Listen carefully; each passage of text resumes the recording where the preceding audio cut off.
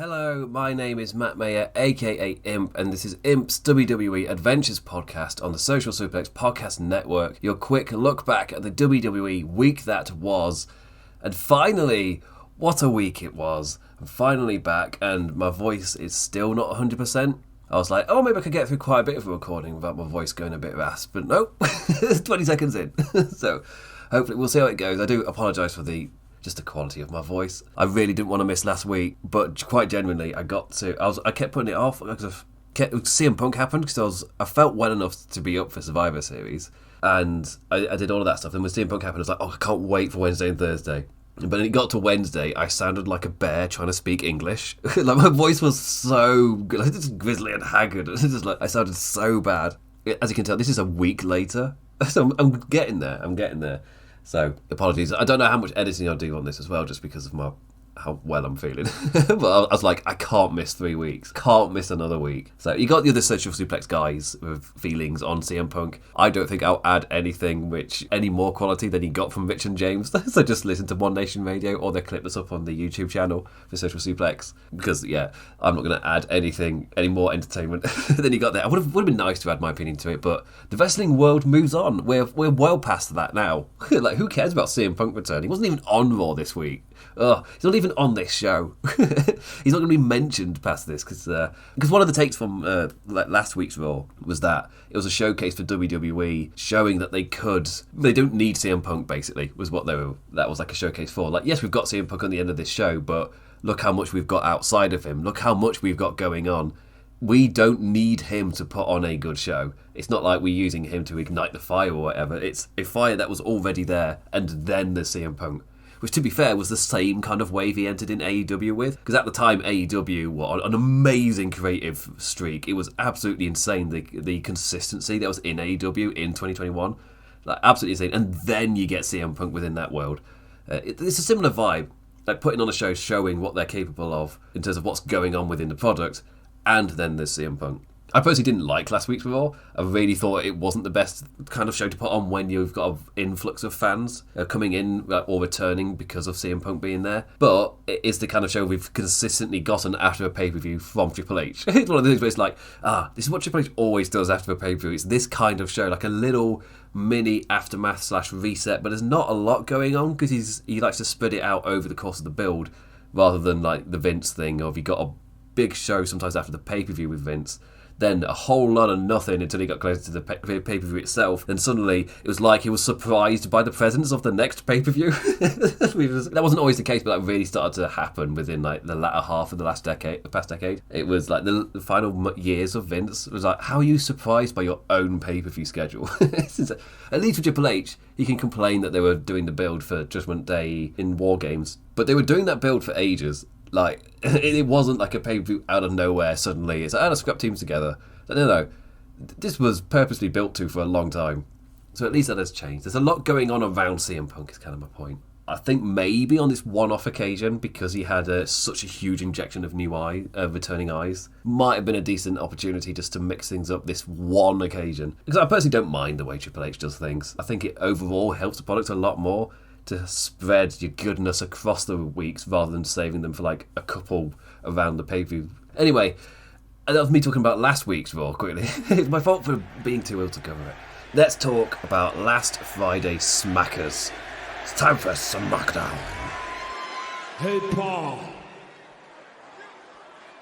You can call Roman Reigns. And you can tell him, Daddy's back.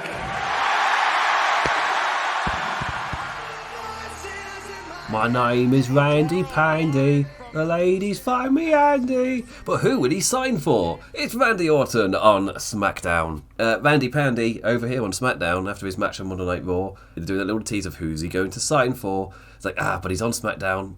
He's talked about the bloodline being his main goal, and he settled his beef with Jey Uso relatively quickly. And I was kind of, at the time, I was like, I don't know if I'm a super fan of Randy Orton just having a chat with Jey Uso backstage, and that's absolutely fine when any interaction with the rest of the bloodline is going to be His logic being, well, if you're not in the bloodline and you've left them behind, then I've got no beef with you. I think mostly it works when you mirror that against Drew McIntyre, who cannot let it go. And Randy Orton's like, no, I'm going to let it go for the good of what I want to achieve. I'm happy just to let this drop. You know what? I started speaking like that was a negative, and then within me talking about it, completely changed my own mind. It's like, no, actually, it's a positive, because we are getting a different character doing that thing of not being able to drop it and being angry with every member of the bloodline in Drew McIntyre. That's perfectly fine then for me to have another character not be as stuck on go for that one thing. It's like, no. Randy Orton doesn't have to be driven to take out every member of the of the bloodline. Proof I'm still ill. It was a nightmare writing notes. As I'm trying to write notes doing this, my brain is just so not working right that I'm constantly writing the incorrect words. So that's going to happen across this. We'll see how much of that gets out of the edit. I'll probably end up keeping in the funny ones that make me look bad, because I'm my own worst enemy when it comes to an editor. I'm like, that sounds funny. You sound like an idiot. That's staying in. So screw you, future Matt. Screw you. But yeah, with Randy Orton, because we have got Drew McIntyre being that guy who is zoning in on what the bloodline did to him, I'm perfectly fine for Randy Orton to not be that same character. I'm perfectly fine for someone else to tackle it differently. Makes sense. But then when you pair what happened with Raw on SmackDown, where Randy Orton now he stands with SmackDown, he's not going to be on Raw, he's not going to interact with Jey Uso. I'm like, you know what? I keep looking at WWE and accidentally analysing it through the Vince lens of being like, oh, I didn't really like how he set up that thing with Jey Uso over that. Oh, okay, whatever. But then you watch SmackDown, I was like, oh wait, no, that was because they knew he was signing for SmackDown. So they closed off that storyline, they got that beat settled so people aren't kind of wondering or thinking about it, so that Randy Orton can just move on to SmackDown and it not be that big of an issue. That was actually a decent little setup to let you know he's moving on. When he quite literally tells Jey Uso he's happy to move on.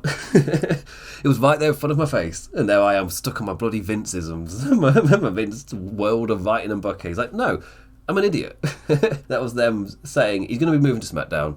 He's just settling his beefs, stuff that's left over from a Night Raw. Then he's going to move over to Smackers. And that he did with Nick Aldis and Adam Pearce both talking over each other, trying to vie for their Randy Pandy. When Randy Orton is then heavily hinting he's going to sign for SmackDown. But the Bloodline don't want no RKOs on Smackers. Out they come to put an end to that. LA Knight making the yeah save, yeah to Jimmy, yeah to Solo. Jimmy all alone in the ring, RKO to the Uso. And Randy signs for Smackers to get him some Bloodline vengeance. End of the show saying, hey Paul, you can call Roman Reigns, you can tell him, Daddy's back. And they're really good with that, aren't they? Okay, all right. This wasn't just like a one-off thing because he was specifically talking to Ray Ripley. He's like, this is going to be a t-shirt, isn't it? Oh, we're getting a Daddy's back t-shirt for RKO. Yeah, I'm predicting it now. Within time, it won't be long because we've got Randy Orton's Daddy's back stuff. But yeah, I'm assuming this is them building that for the Royal Rumble to do Randy Orton versus Roman Reigns. Just like on Monday Night Raw, they're building Drew McIntyre, Seth Rollins for the Royal Rumble. They just go with that much longer build. This is like week one of doing this, and both guys are perfectly fine because they don't need the Rumble to be elevated or anything. They're not like desperate for any of that. They're believable challengers, which Roman's not had, which Roman kind of struggles with at the moment. The last one with LA Knight was used to elevate Knight rather than a already top guy going for him and being a genuine challenger. Jey Uso also someone else being elevated rather than a genuine challenger. As we saw on Monday Night Raw this week, which I'll get to, it felt like they're at this point now where Jey Uso really is being cemented as a main event guy. And that's kind of my proof that means on SmackDown when he challenged Roman Reigns, he was never a challenger where it's realistic he was going to beat him. But he was someone who massively benefited from that huge stage, just like LA Knight did in Saudi Arabia. But anyway, so Randy Orton on SmackDown. We've got that storyline going with the Bloodline forward. And I mean, it's the first week. It's like a little setup for what's to come. There's not like a lot there at the moment. It's more of you look at the pieces and the kind of dynamic of it at the moment, which was my main complaint of like Vince era, like especially Vince era Survivor Series matches where there was no reason, there was nothing really being competed for. Once Survivor Series had finished, like it just wasn't really mentioned. Maybe like the week of on the winners show, and that was about it. Sometimes get reelings from the losers actually, so that first so it wouldn't be that's it. But like past the week of, it wasn't really a lot talked about with those shows, and you just move on. Whilst in this era, it's like, yep, stop marking it with Vince's and stuff. They're clearly building a lot of things. The matches have consequences. There's actual meaning behind this stuff happening. Yeah. The main point of that little tangent, which may or may not stay in, was that Randy Orton is being built up. There's not a lot of pieces here, but looking at what's there, you know what? I'm all for it. Especially as a Royal Rumble challenger, a relatively serious guy who surprisingly Roman hasn't faced yet. I say surprisingly, it's because he was in the RK Bro stuff at the time. Then the massive 18-month injury suddenly means Roman Reigns has got a fresh contender and a top guy at that, which is really useful right about now, especially when he needs some momentum to carry him through that WrestleMania season as the rest of the stuff builds. It's like, Randy Orton returning is like a godsend for that. Such a huge little thing. But yeah, we'll see how the interactions go over the course of it. He doesn't really feel like a guy that's going to be testing any bloodline waters, but he's somebody who'll keep momentum going. Anyway, elsewhere on the show, where's our Bayley damage control and not keeping our girl in the loop? Damn DMG control. Dumb control. But yeah, shorten both of them to dumb control. Bianca versus Kyrie was later in the show. Bayley asked to not join them at ringside. But why? Yeah, it was playing off the exact thing that we thought they would be. Where at War Games, Bayley was the MVP. And all of this was put again to you on commentary, because that's my normal rule with WWE. It's one of the kind of carryovers from the Vince era is there's the one story that you can tell visually, but sometimes you can actually read into that. So if you ever want to know what the genuine stories they're trying to tell or what they're going with, just listen to the commentary. They tell you. They make sure that everybody is able to keep up exactly with what these storylines are. You don't need to just watch the product and know for yourself. It is told at you. So you cannot miss it. But yeah, the main story here being that Bayley was the MVP of the match but ended up losing. I love the idea of Bayley making all of those saves, but when it came to it being her turn to be the one on the back, there was no one to save her. And I like that idea. And Damage Control kind of going for themselves with that clear thing of they don't want her in the group, but they're not just going to kick her out. They've got a use for her at the moment. And once that use is over, she's immediately going to be gone. It's like every member in the group has already clocked this. And the writing is on the wall and Bayley can see it, but it's not explicitly been said yet. Apart from by the commentators, just to make sure that all of the audience know. But aside from that, it's kind of it's all within the kind of looks and everything. Apart from the words of the commentators to make sure there's no grey area. This is the story. It's building up nicely. Kyrie losing to Bianca after the interview and stuff was kind of matched up with Shotzi and Charlotte Flair. Again, another nice little building thing. This one feels a lot less clear of where it's going to for the Royal Rumble. But I like it at the moment. I like it. It's probably with Charlotte Flair. Normally it is with this stuff. But yeah, I wouldn't be surprised if we somewhat built some kind of Horseman thing. Just because you've already aligned Bayley with them, but you got Charlotte Flair and Bayley slowly getting back onto the same side through this one. Yeah, I don't know whether... Yeah, again, they haven't got the people to do it. Because one of the Horsemen is currently not in the company. You know, things can change. It's a different WWE now. The Mercedes Moné that left WWE, it's not the same WWE, and it's not the same Mercedes Moné, to be fair. Quite a bit has changed in a really good way for both parties. So I'll see what they're going to do. They don't need to do a Horsewoman thing. It just felt like we got one aligning force. It kind of makes natural sense that another force would align against them for either some form of big stage or like a WrestleMania season run. In a good way, because there's actual stuff set up. There's many ways it can take at the moment in its early days. Like the Randy Orton thing, where it's so early on, there's been so few interactions, there's just little dynamics being set up. It could go in any way.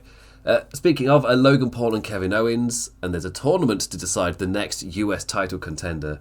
Santos Escobar, Dragon Lee, Karrion Kross, Bobby Lee Lashley, and NXT superstar Austin Theory, Grayson Waller, and of course Kevin Owens. KO knocking down Theory with a single strike, which is kind of playing off of Logan Paul's boxing stuff that he was going on about. Logan Paul's not the only one with a good right hand, says commentary. Ha! Wanker. And yeah, it's just setting up the tournament. They all have a little scuffle. The tournament's going to start. Tournaments are cool. I like tournaments. And that kind of that's also like kind of naturally leads on to the what's happening over the course of this week with some people on Twitter reacting to the tournament that's happening in AEW, the Continental Classic, and reacting to it as if it's like a really complex equation they need to figure out. Like, what is this? I can happily say that nobody in my Twitter's like circle or sphere has been like that. I just saw people just like click on the AEW post about this and just read the comments. And I was like, okay, I'll have a look. And I was like, you would think they'd posted the equation for Higgs boson. Like, why are they freaking out so much? It generally, I struggled at first to see it as not just bad faith posting, like not even attempting to just look at it, just seeing a thing and blankly going, this is way too complex. It's like, no, if you took more than 1 second to look at this, you'd know it's just a standard table. There's nothing crazy about this at all. In fact, they've simplified it. Look at, I can't remember who it was. Somebody was posting, and if somebody was posting about the version of a New Japan table that they used for the G1 Climax, and somebody replied just like, imagine having to explain what triangle means to these people. It's like, good point. AEW have simplified this as much as they can, and it was never complex to begin with in the first place. I love the reactions to it, because it's one of the things where, because it's so simple, it just highlights either the bad faith or the stupidity of the person, or the best way to put it is it makes you look stupid saying that this is complicated, because it just so isn't. You're outing yourself, or you're making yourself look stupid.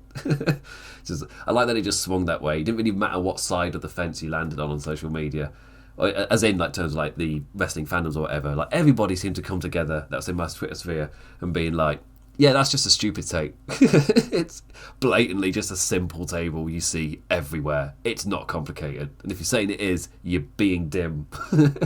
I apologise. Anyway, Monday Night Raw. Let's go over it. I nearly, in my illness, I completely forgot. Like, I'm meant to do a nice little lead-in beat. So let's do one. Monday Night Raw. Into the face of Rollins.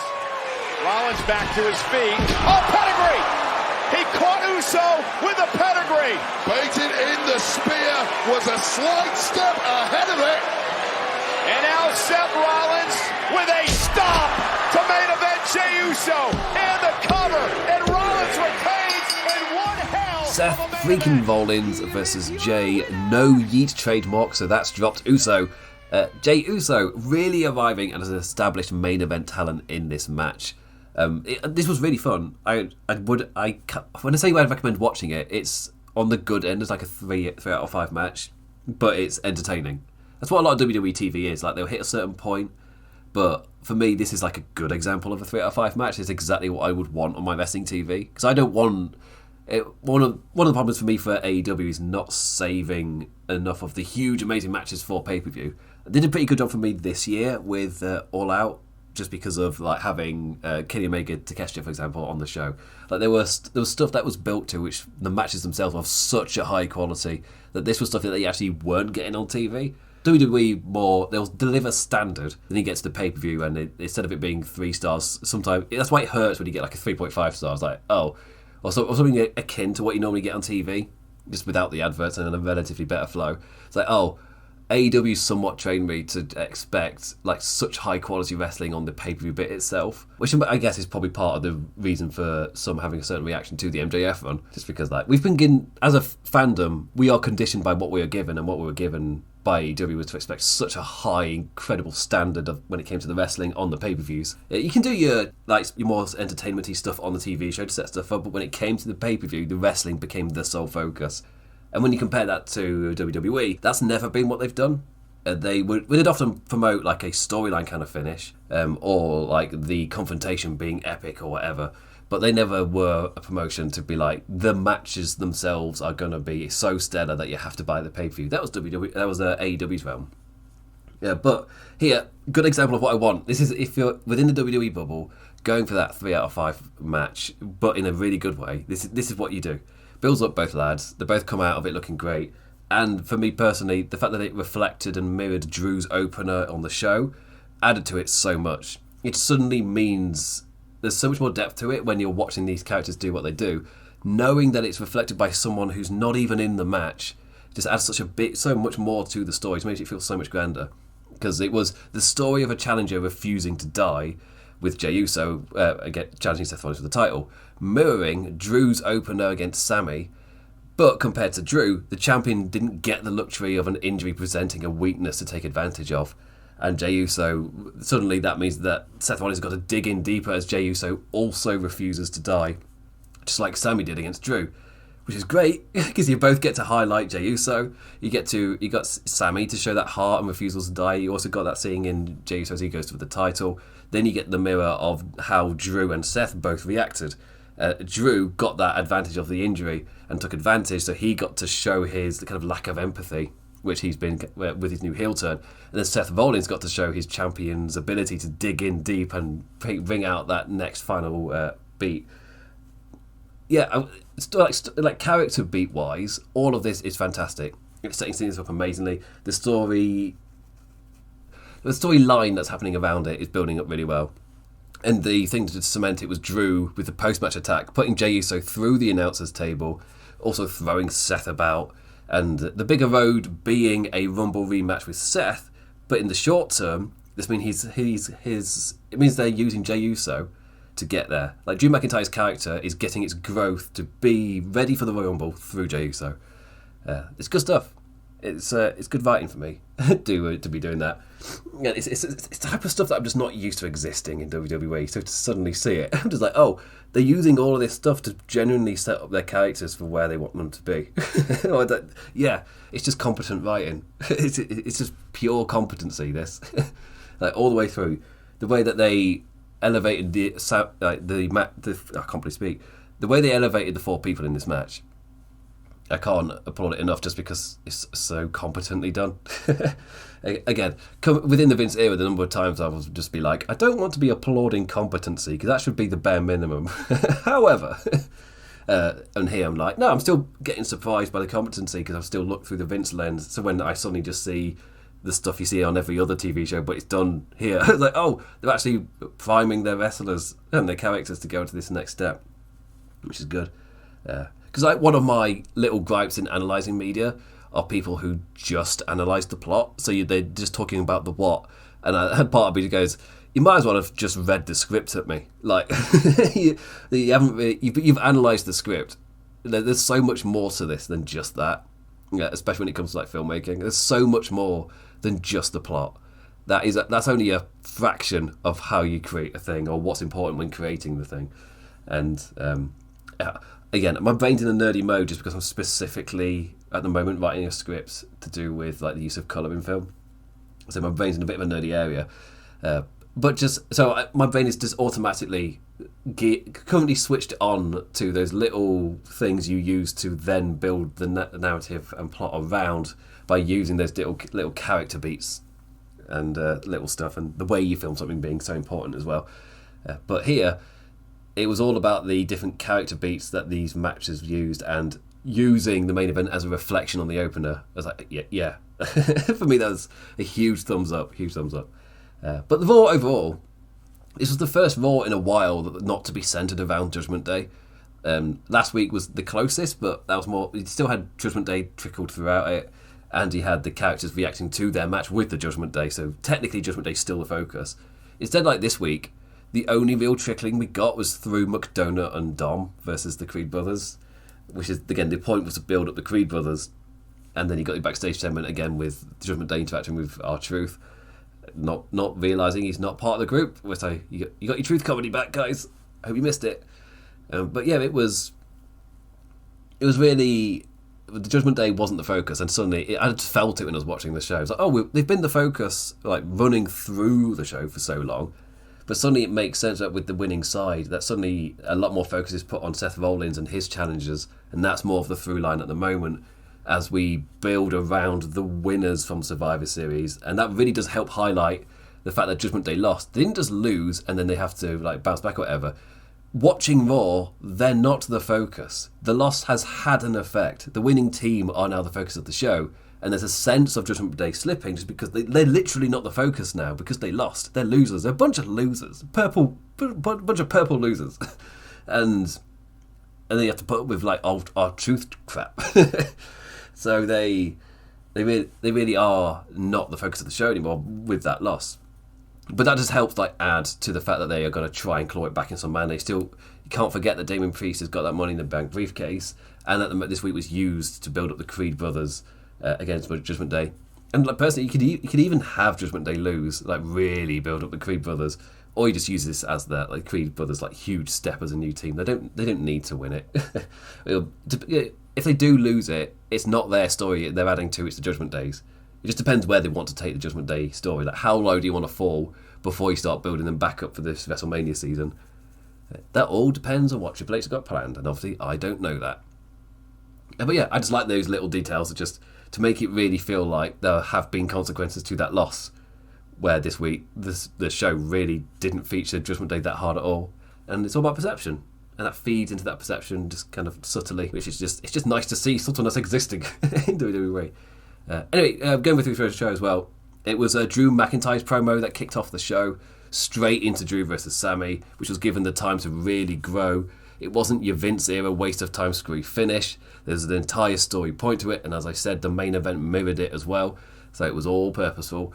A good physical offering, a strong job in showing Drew's new brutish heel physicality and Sammy's undying heart, building to Sammy's body giving up instead. Drew following up on his words to Seth last week, showing no remorse as he zoned in on Sammy's weak knee. Commentary, as I was talking about earlier with SmackDown, really hammering in that Drew is clearly a changed man since Crown Jewel, showing none of that empathy. Sammy, with his wobbly little Canadian knee, Drew immediately stares at it. You get the camera zoning on his face oh, I've seen that. And we've seen him seeing that.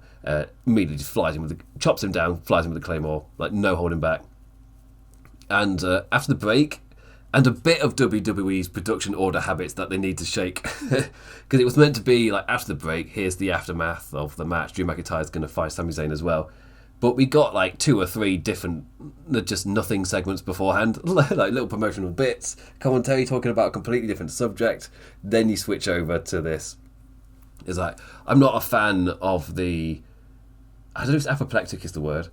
I'm not a fan of the production that jumps around. You have a wrestler walking out before the ad break, and when you return, you have 2 different. You'll have an interview. You have the commentary talking about something. You have a promotion for something. Then you get back to the match of the wrestlers that walked out before the break. It's no. Just and the worst part is in terms of time management. With a lot better just scheduling of what's happening throughout the show, you will find so much more time to give matches to, which is part of my critique for AEW when it comes to the women not having a lot of time. Just better organisation of the show. You'll just find time automatically. And with WWE, it's these portions where I'm just if you completely changed how you're doing this, you will find time for the for the actual wrestling. You will find that time for the women. It will be there. You just need to reorder whatever this is here. Because I guess the idea is, if it's unfocused and jumping about like that, there's technically no downtime or whatever. But for me, it feels unfocused in a negative way, rather than it's when you then go back to the wrestler in terms of the momentum of a show and keeping me watching. Because I have been questioning myself, why when I'm watching Monday Night Raw does it always feel like it's outstayed its welcome? But before it gets to the main event, I'm done with the show. I kind of want it to end. Whilst I don't get that often with SmackDown. So even though they've got the same production, why does that really happen? And I guess the answer is, this style of production is perfectly fine for a 2-hour show, or 1 hour 20 when you take away all the adverts. It's perfectly fine for that kind of length, just because of the pace of it, the way you're having your attention pulled from one place to the other, and it's sort of meant to return. It's okay, right, we're doing this now, whatever. You can have those little dips and attention taking, but when it comes to a 3-hour show, you just get tired as a viewer. It's just too much, and you can't do the same style of production for the longer period of time. It just needs to be more focused on what it's doing. You can't be jumping about like that on a 3-hour schedule, on a 3-hour kind of timer. Or what is it, 2 hours 10, 2 hours 15 when you take away the adverts. It's too much. But that's the WWE style of production, so I'm not going to change it. I was trying to question why do I get so tired in one and not the other. And a part of me was it's not just the fact that it's longer, it's what are they doing with it? Why am I getting tired of it? And I feel like a lot of that is the attention drawing away and the refocusing, especially around the ad breaks. I think that's part of it. Being being led down one path for one thing and then having your attention diverted and then be like, okay, here we are back to this other thing. That in terms of like my attentiveness to the show, I'm having to refine my investment at that point because you've pulled me out of it. I then got to get reinvested again. And over the course of 3 hours, that just you're going to get less and less ability to do that. So yeah. That said, this Monday Night Raw was absolutely loved by the people. If you go into Cage Match, it's on like a 9 point something. Like they really, when it comes to the standard of Monday Night Raw, they really enjoyed this Raw, and I was like I didn't feel it to be any different. It showed competency. It was competently put together, and I love the bookending of certain things. But within the middle, it's still got the same pacing problems that Monday Night Raw's had since the Vince era. The same pacing problems are all still there. It's not as bad as the Vince era, but they're still there, especially this wonky production stuff. They're habits that for me need to be broken. And again, reorganising it and sorting your time out better, you will find time for other things, which you maybe had to cut. So that's good. Anyway, do I mention that Baszler suplexing Nia's arse onto her own face? Well, I guess I have now. So yeah, that was the thing. Also, somebody put the tweet out there of Nia Jax mucking up the where Rikishi stink face. There we go. Nia Jax somehow mucked up the stink face, charging into the corner, and then Shayna Baszler's kind of head to the side after the bounce of the turnbuckle, and Nia Jax doesn't make sure that Shayna's head's in the right place for the move to work. She just starts wiggling a butt like Rikishi would do. I was like, no, you just need that second just to make sure everything's lined up correctly. Otherwise, you look like a moron. Not Nia. She gets comedy. It's like, when it comes to comedy, there is no such thing as looking bad. Nia understands that. Yeah, I'm joshing, I'm joking. Becky Lynch ran out after, so I guess we're doing that and feeding off of that thing from the past. Triple H likes his callbacks. So we've got the Nia Becky thing. Cody cut his promo on Knackers. Knackers' video response was genuinely great. It was your standard Cody fare, so if you like the way that Cody cuts his promos, you would get the same emotions from here. But Nakamura's video I thought was really good this week, like bringing up the parallels of their stories as two Royal Rumble winners who failed in their big shot. And like, I didn't get to finish my story, so now I will finish yours. It's like, lol, revenge for bad Vince booking. I like it. It's canon now. It's like, I missed my shot. And I didn't get one because Vince's booking was just so weird at the time. So now I'm going to ruin your one. It's like, yeah, I like that. But that was one like Raw. Again, the way that I talked about the show maybe wasn't the most glowing, but the fact it's got a 9 point something on Cage Match would probably tell you that other people felt differently. And normally a crowd that isn't as hot on Monday Night Raw as I've been on different weeks. So yeah, I guess recommend give this a go. And again, I've glowed about the bookending of this show. So the McIntyre, Sammy, and the Seth versus Jay matches. Sans yeet. So yes, give that a go. Anyway, with my voice fading, let's move on to NXT. Haven't seen that much jiggling since Thanksgiving Jello. No freaking way! What the? You got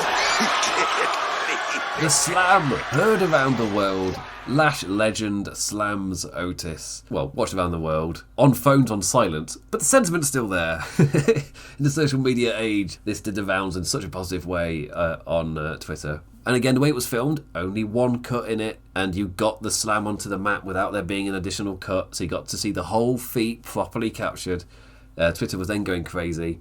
And they absolutely enjoyed it. The match itself was absolutely fine, but this one moment really stood out from NXT. Because like, one of my gripes with NXT is that a lot of the production stuff and the way it's made. And when I feel like I came close to this week being the week to like, you know what, let's dig into why I don't like NXT's production. I'm just too ill to do it. So we'll do it eventually. But yeah, I really enjoyed this match. I really enjoyed this bit of this match. The match itself was absolutely fine with the Alpha Academy lot going after whatever they're called with Noam Dar. I'm still at the nickname phase of learning things. I've given a lot of nicknames to people. I don't remember a lot of their names. Just wait till I get to that opening four-way match. I only remember Roxanne Perez's name. I'm getting there slowly. Doing these reviews is me being back to new to NXT because I watched some of the early ones of this run and I just didn't like the production. It's not the what was happening was the issue. It was the way it was being filmed and produced. And I was like, yeah, this isn't for me. So I just tuned out. But in doing this show, I'm forcing myself to watch it. and to really get a sense about why I don't like it. Anyway, so that was that opening thing. I don't really have a lot more to say on it. This was like the big thing of Lash Legend looking awesome, slamming Otis. And I was questioning last week what they were building to with the whole Lash Legend Otis interactions, with Otis being a creep. I say last week, that would be like 3 weeks ago now. But I was just like, why are they doing stuff for Otis? I was like, if it was building to this. This was a genuinely great moment, which is a lot for Lash Legend as well, going into the deadline stuff. So good for her. In terms of like the rest of the show, there was just like lots of little bits just to do like little notes on. Like one of them was the reaction I had when I'm watching the backstage segment with Axiom and Nathan Fraser. And I was like, what I love about NXT is it's a show where a guy like Axiom, who's dressed in a mask and a full suit, has the exact same dialogue and filming presentation as any other lad. I love that. It's just there's something about NXT which highlights a lot of the issues I've got with WWE production. And it's like, you've got your guy, like, who's got the mask like Axiom does, the way that he will speak through the mask, and he's got a full suit.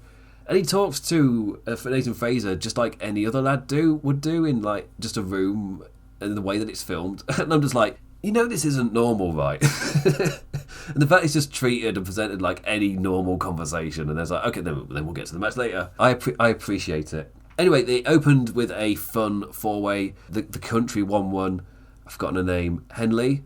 Let's go with that. Pretty certain it is something Henley. I've just forgotten it. I'm at the nickname phase of learning names, unless I know them already, like not Roxanne Perez, because I'm a nerd. But yeah, it was a fun four-way. I feel like it's the same for both four-ways. They're relatively fun. This one had the more accepted finish because there were a few people in the NXT crowd was like, for the men's one. But this was, and I'll tell you why. It's because a lot of the other characters had storylines going into this match. So there's things outside of this match and outside of these little deadline builds which the fans will automatically have investment in those characters because they've been getting TV time, they've been told to care about certain characters. Tyler Bate was not one of those. So when he wins, it's just kind of like, oh, in terms of like momentum on the show and of who you've been conditioning your viewers to care about, Tyler Bate was not one of those people. So it's, you can do that with wrestling sometimes, like throw that curveball of someone like him winning. But yeah, everyone else got other stuff going on. So yeah, whatever. It's viewership conditioning. Sometimes WWE, it's been a lot more competent under Vince, but in NXT you see a lot of those gripes still existing. Also, Wes, who won the women's one? Oh yeah, Henley won. Wes Lee's emotional promo, out injured again, this time for 8 to 12 months for back surgery. Like genuinely, I don't know if like a nerve issue or whatever, that's what Booker talked about. Yeah, for 8 to 12 months is pretty sucky, so get well soon, Wesley. Dom out leading into setting up the deadline replacement match. And I was like, oh, hey, Ray Ray. He's going to be in the corner of Wesley's replacement, Dragon Lee. So who's returning from his hot streak on SmackDown and doing everything they can to make him look as awesome as possible. And now they've had Ray giving him that torch of he's the future of lucha wrestling. And we've seen it in WWE. Have they finally found their guy? And he's talented enough to do it. They just need to get the presentation right and the way that they tell you, the audience member, to be invested in Dragon Lee. Because they've been giving him some showcase matches and it's slowly starting to happen. You've been getting those Dragon Lee chants in those matches. You just need to keep that going. Just keep telling the audience. You don't need to keep giving him like matches every single week. You just need to keep reinforcing to the audience that they're meant to care about this character. Don't be dropping him down to like mid-card or in a random tag or whatever. Just keep building him the way you are. And the audience will shift. They will start to care about this character. It's what Vince misunderstood was all about with the line of you don't like what you think you like what I tell you like. It's like, that's how television works. You condition the audience by presenting it in a way where you're essentially telling them who they're meant to care about. The cool thing with wrestling is sometimes a wrestling audience can say, no, we don't really care about this. It happens in TV show or like stuff all the time as well. They see a new character introduced in a certain way and the fans on social media, especially nowadays, will just react with, yeah, I'm not invested in that character. Like, it happens sometimes. With wrestling, they tell you in real time, and that's the like a huge kind of shift. Yeah, I like that. Anyway, Dragon Lee's back. That's a little tangent. And Nikita Lyons is back. So get ready for Twitter to be confused again. But she's so right-wing. How am I meant to feel about this? Good luck wrapping your heads around that, Twitter. Anyway, and that's the end of the review. This is easily my shortest record time in a little while, but we'll see how much editing I'm actually able to do. So that's probably a good thing. It might end up being the longest video I've released. Just because of that. Anyway, Thank you for liking, engaging in any form, any manner. Always appreciate it. Never take it for granted. I'm going to rest my voice for a week and return to you the next one. Apologies for not releasing anything for 2 weeks, but hopefully you can hear why. Yeah, it's like, this is me on the better end of this illness.